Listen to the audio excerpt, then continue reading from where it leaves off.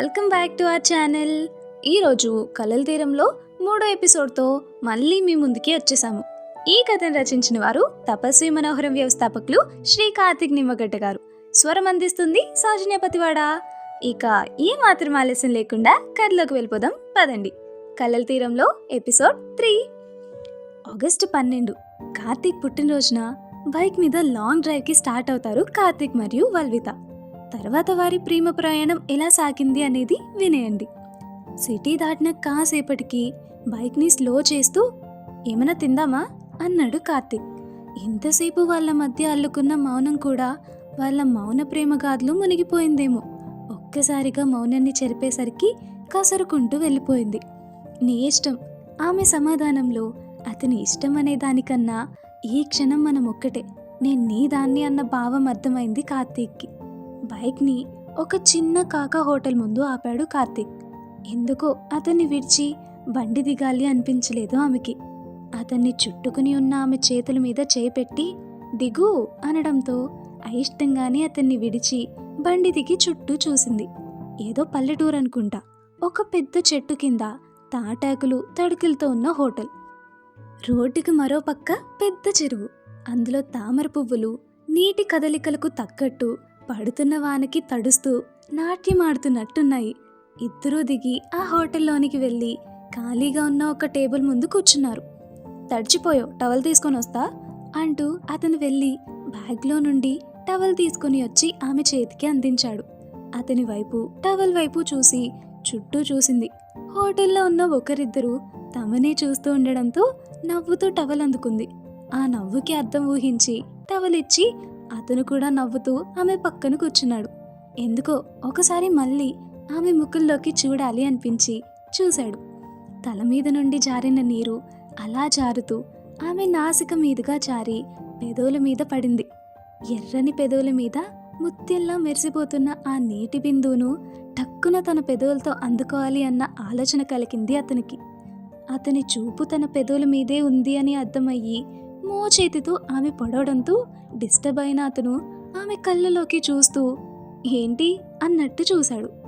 ఏంటా చూపు అంది తన పెదవుల్ని నాలుకతో తడుముకొని.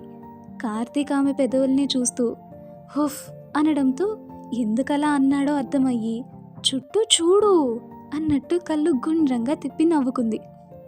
నా తప్పేం లేదు అంటూ కన్ను కొట్టడంతో అరే అంది నవ్వుతూ కళ్ళని పెద్దవి చేస్తూ. చూపులతోనే చంపేసేలా ఉన్నావు అని కార్తీక్ నవ్వుతూ అనడంతో ఆహా ఇంకేమనిపిస్తుంది ఏంటి కనుబొమ్మలు ఎగరేస్తూ అడిగింది.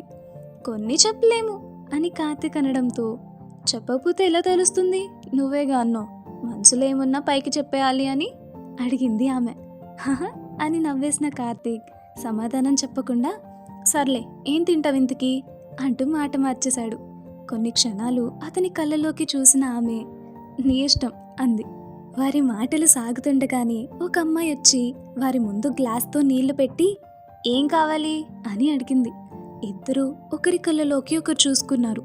2 ప్లేట్స్ ఇడ్లీ అని కార్తీక్ చెప్పడం, ఇడ్లీ తీసుకొని ఆ అమ్మాయి రావడం క్షణాల్లో జరిగిపోయింది. ఇడ్లీ తినడం అయ్యే వరకు ఇద్దరూ మధ్య మధ్యలో ఒకరి కళ్ళలోకి ఒకరు చూసుకుంటూ మౌనంగానే ఉన్నారు. ఇడ్లీ తినడం అవ్వగానే హ్యాండ్ వాష్ చేసుకొని చెయ్యి ఆమె చున్నీకి తుడుచుకుంటూ కాఫీ అని అడిగాడు.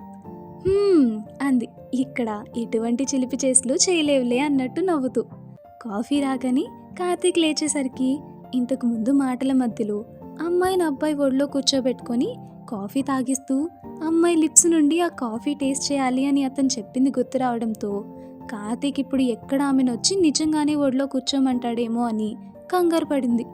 ఆమె ముఖంలో కంగారు గమనించిన కార్తీక్ చిలిపిగా నవ్వి టేబుల్కి మరో పక్కగా వెళ్ళి ఆమెకెదురుగా కూర్చున్నాడు.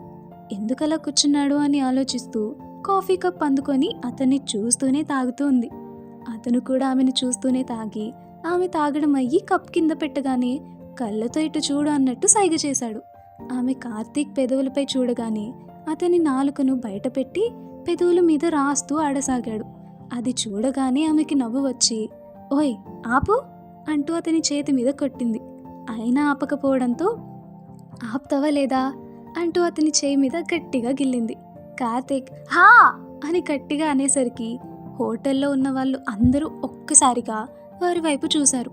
అందరూ తన్నే చూస్తున్నారు అని అర్థమయ్యి, ప్లీజ్ కార్తీక్ అల్లరి చేయకు అంది ముద్దుగా ముఖం పెడుతూ. సరే అంటూ నవ్వేసి వెళ్దాం అని లేచాడు. తను లేచింది. బిల్ పే చేసి ఇద్దరు బయటికి వచ్చాక అతను బైక్ స్టార్ట్ చేశాడు.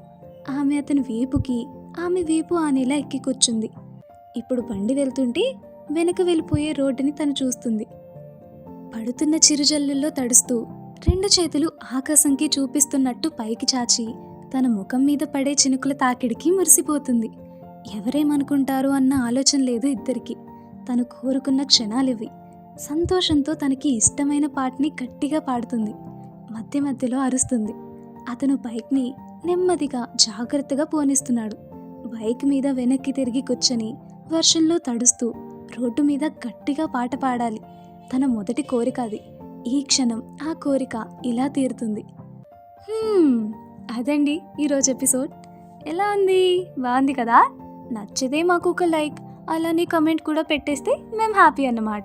మరో ఎపిసోడ్తో మళ్ళీ మీ ముందుకి వచ్చేస్తాము. అప్పటి వరకు సెలవు. బాయ్.